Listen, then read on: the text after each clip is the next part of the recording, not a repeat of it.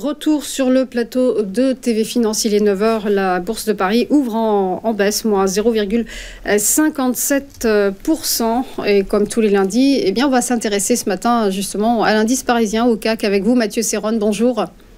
Bonjour Zine. Vous êtes trader et fondateur de Galileo Trading. Donc on le disait, l'indice parisien sort d'une semaine bénéfique où il s'est étoffé de plus de 2,5%. Reste à observer la réaction des marchés au lendemain du scrutin des législatives et on le voit pour l'instant, la réaction est négative. Oui, tout à fait, réaction négative, mais modérée, on va dire, au vu des enjeux qui nous attendaient après ce second tour. Donc on est toujours dans une phase d'évolution nerveuse et le CAC entame sa troisième semaine entre les mêmes niveaux, entre les 7500 et les 7750 points. Et là, ce matin, on est à peu de choses près en plein milieu de la zone. Donc comme le prédisaient les sondages, aucun parti n'a obtenu de majorité absolue.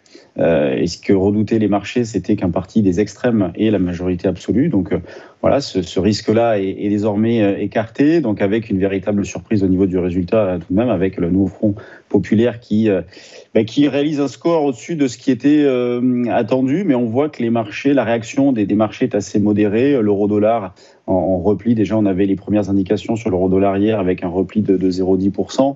Donc le futur CAC, vous le disiez, donc le CAC 40 en repli de 0,5%, le DAX à l'équilibre. De l'autre côté de l'Atlantique, les deux nouveaux records ont été battus, avec un Nasdaq et un SP500 qui ont terminé la semaine au plus haut. Et d'ailleurs, en cette fin de semaine, c'est le début des publications de résultats d'entreprise avec les T2 de Wells Fargo, Citigroup et JP Morgan. Donc, fin de semaine assez chargée en termes de publications microéconomiques. En termes de macro, il n'y a pas énormément de choses cette semaine. Plusieurs banquiers centraux qui vont faire des interventions, notamment Jérôme Powell en milieu de semaine, mais rien de très très important. Donc en ce qui concerne le CAC et la stratégie à adopter, j'ai pas changé d'avis, j'ai pas changé de stratégie.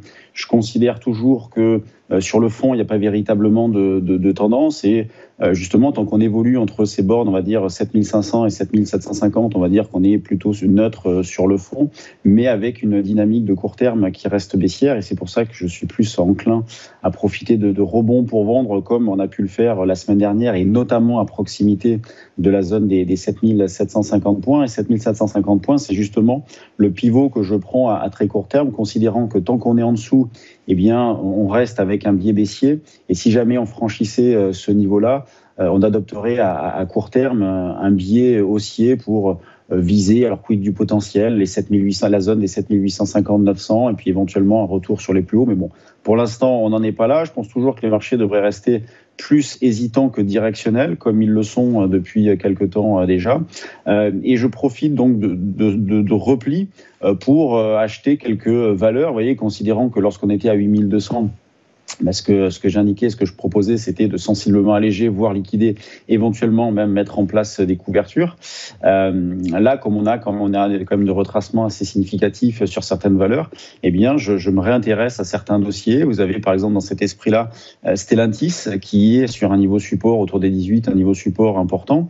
Stellantis qui a retracé 50% de la hausse des 2 dernières années. Alors après, c'est vrai qu'en termes de visibilité, Stellantis, c'est pas facile non plus. On a L'Oréal dans la zone des 405 qui est dans une zone de rebond possible en situation de double appui. Hors CAC, vous avez par exemple Trigano, donc leader dans la fabrication, la commercialisation de camping-cars notamment. Donc, Trigano qui est revenu, qui a retracé aussi sensiblement de 30% et qui revient sur un niveau support d'achat. Donc voilà un petit peu l'état d'esprit dans lequel je suis. Je travaille avec un biais baissier sur le CAC. Je reviens sur des actions à l'achat progressivement. Pour l'instant, toutes ces opérations-là sur les actions, ce sont des anticipations. Bien évidemment, il n'y a pas de signaux techniques, donc avec des expositions qui doivent rester modérées. Et ce que je vais surveiller de près là, dans les prochaines heures, les prochains jours, c'est la volatilité. Vous voyez, tandis qu'au niveau des marchés américains, on est sur une volatilité implicite très basse. Le VIX se situe environ autour des 12,5, donc on arrive sur des niveaux quasi historiquement bas.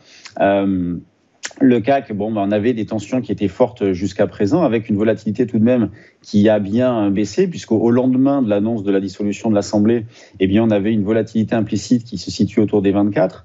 En fin de semaine dernière, on était désormais à 15-16. Donc, on va voir ce qu'il en est de ce point de vue-là. Vous voyez, on va avoir les premières indications, indépendamment de l'aspect directionnel, pourcentage, hausse-baisse. On va également voir un peu l'état d'esprit des opérateurs à travers l'étude de la volatilité. Donc, ça va être quelque chose de très intéressant. Et à titre de comparaison, fin de semaine dernière, on était autour de 15-16 de volatilité implicite sur le CAC, sur l'échéance en cours, donc sur l'échéance juillet. Donc, à voir, vous voyez, ça va être un bon révélateur de l'état d'esprit des opérateurs, à voir si la volatilité va augmenter un petit peu, auquel cas, eh bien, les opérateurs s'attendent à une période mouvementée, ou au contraire une volatilité implicite qui baisserait encore, et ce qui signifierait que les opérateurs s'attendent à davantage de calme, le pire étant peut-être derrière nous. Merci beaucoup pour votre éclairage, Mathieu Serron, et belle journée à vous. On marque une nouvelle pause et on se retrouve juste après pour les Market Movers de Bernard Prazeslot. À tout de suite.